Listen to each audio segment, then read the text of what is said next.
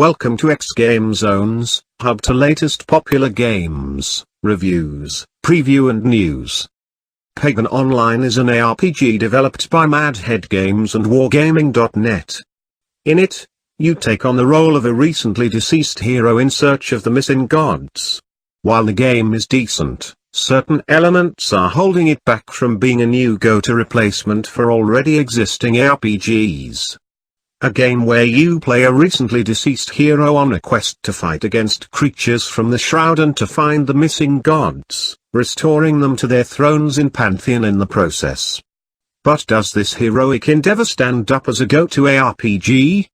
This is our Pagan Online review for PC, Steam. Please subscribe in our YouTube channel and follow and like us on Facebook #xGameZones.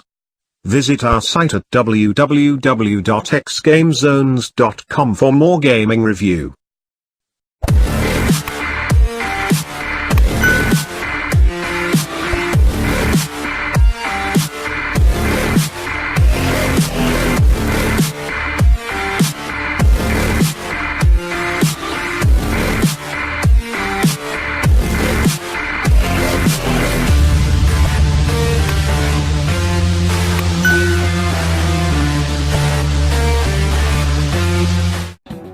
Graphics in the game are stylized and have a pretty good feel to them. Characters are very distinct from one another and their movement smooth. While I find them appealing, for the most part, I can see this graphics style turning some players away. The world is beautifully done, and the further I progressed through the campaign the more I enjoyed the visuals.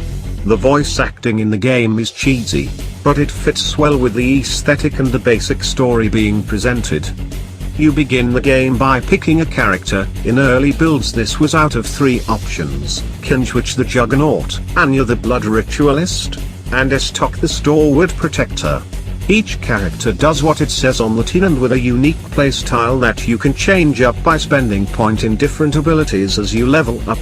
Hopefully, in the release version, you will be able to pick one out of all the heroes due to the currently existing balance issues. See below. The animations are great for the characters, giving the combat for each one a unique feel. There are different types of quests, levels you can choose from in the Battlegate, which include the campaign, missions, and assassinations.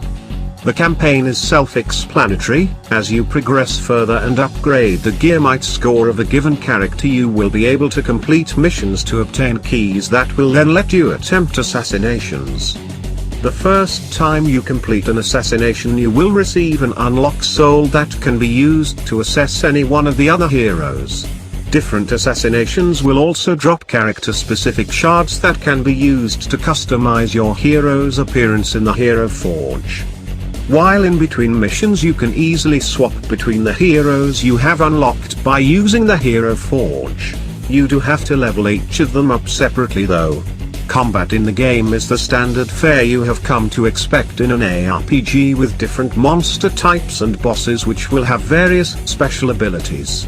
After getting used to the WASD controls, I can see why the developers choose to go that route the more I played. I am happy to say though that for players more interested in more traditional ARPG controls, you can switch to point and click to move in the options. I did try using a gamepad for a good 2 hours, and to be honest, it was a horrible experience. Unless you are die-hard for using a controller, I would skip it until the controls are tweaked. The maps are another issue. Each map is reused ad nauseum and is static in design. Progression paths through a given map are created by blocking off routes with debris depending on the level. This lessens the feeling of explorations and depth to the world. The game could greatly benefit from some procedurally generated maps where players can explore while they are leveling, and at the same time, for the developers, please get rid of the transparent walls for every single fight. As it stands, the game feels very much like the enemies are waiting in every room for the player.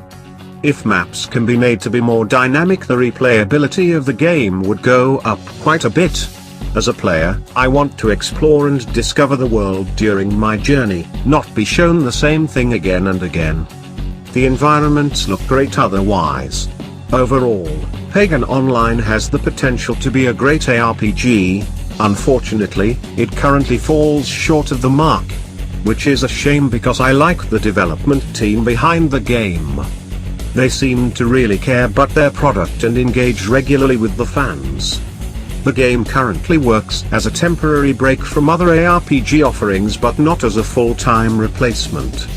The character imbalances, lack of exploration and limited replayability is currently holding it back from being a great game. If you have any comments or suggestion, feel free to comment below.